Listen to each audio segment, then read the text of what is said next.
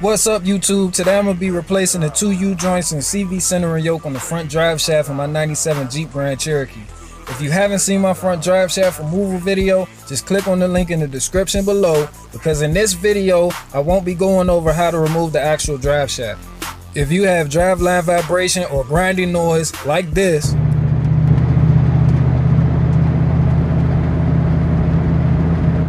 or this, may even hear something like this.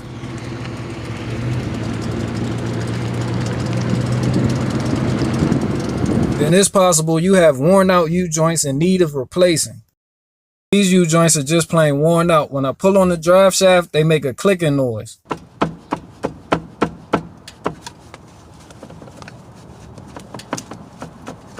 U-joints are important because they allow the drive shaft to come in at an angle and move up and down side to side with the suspension.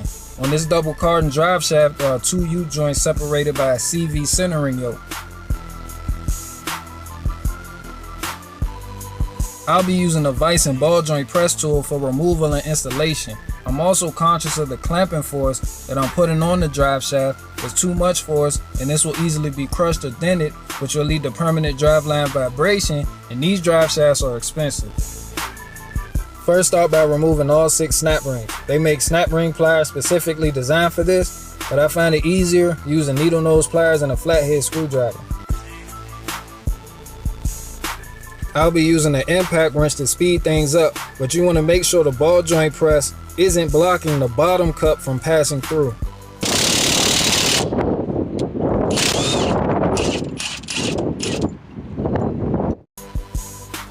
Then flip the drive shaft over,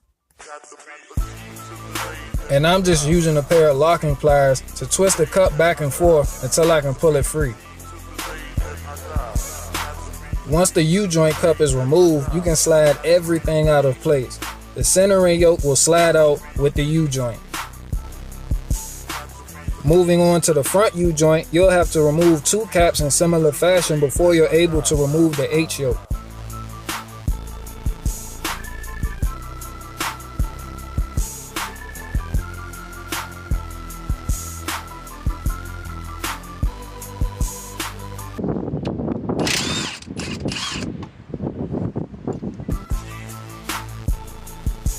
You take each cap off the same way. There's no difference from the front to the back.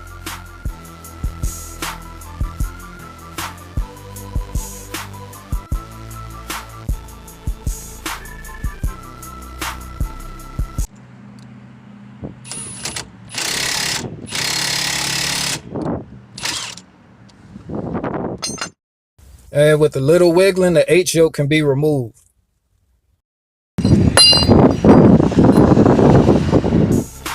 Make sure you put the H-yoke back on in the same direction it came off. Then remove the other 2 cups and the U-joint will fall right out.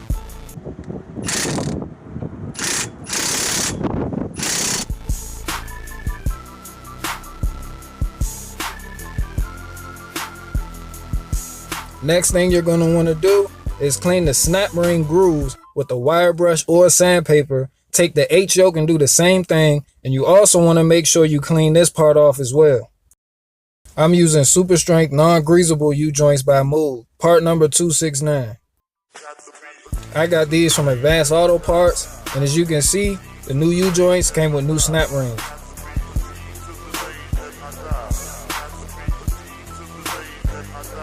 If you look at the inner cup wall, you'll see it lined with needle bearings. To reduce the risk of these falling out while trying to press the caps in, add a little grease.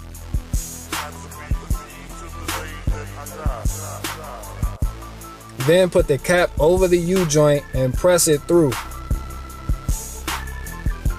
I'm using a ratchet instead of an impact wrench so I can feel if it's going on straight. If it gets hard to press in, you may be crushing the needle bearings, and if that happens, pull the cap back off, slowly straighten the bearings and try again. Constantly check to make sure the U-joint moves freely. If it's stiff and hard to move, then you've done something wrong. Then put the cap on the opposite side using the same procedure. Make sure the caps are pressed in far enough that the snap ring grooves are exposed but not far enough that it's hard to move. I bought the CV centering yoke from Advanced Auto Parts as well, Moog part number 607. Then remove the red piece of plastic from the centering yoke. This is only there to hold the needle bearings in place. Make sure you remove the spring from the plastic piece as well. Then grease the needle bearings like you did the inside of the U-joint cups to keep them in place during installation. Before installing, put the hard rubber piece back around the ring. This fell off when I removed the H-yoke. It helps keep dirt and debris out of the centering yoke. I just greased this ring up and slide the piece back on.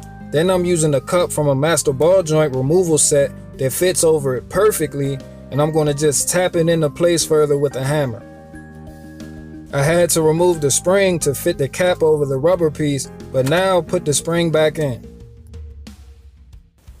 Reinstall the H-yoke by tilting the U-joint forward.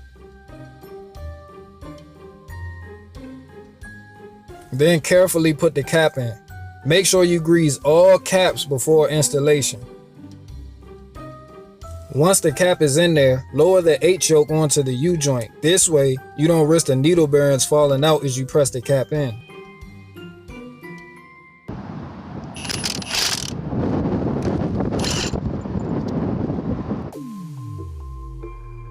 I flip the drive shaft to do the opposite side, installing the cup the same way.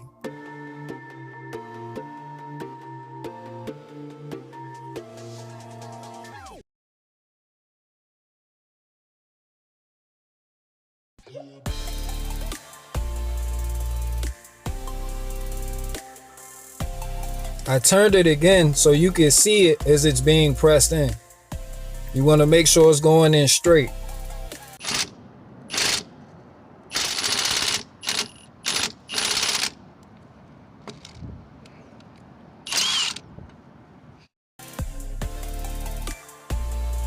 And now that you have that side in, you can flip the drive shaft around and fully press in the opposite side.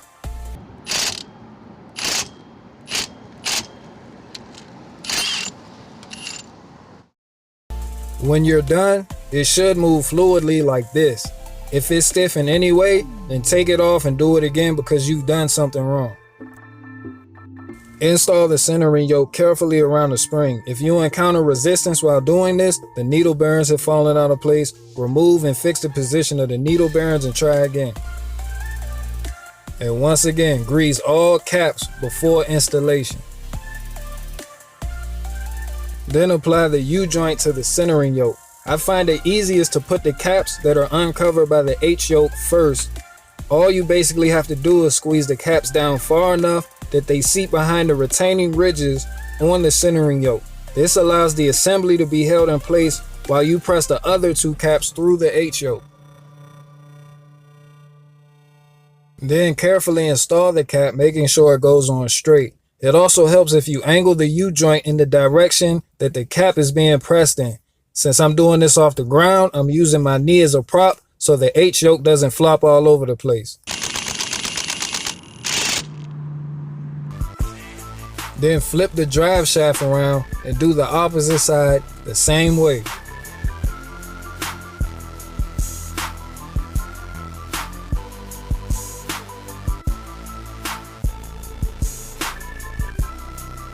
This is how it should look as the cap is being pressed through the H-yoke and onto the U-joint.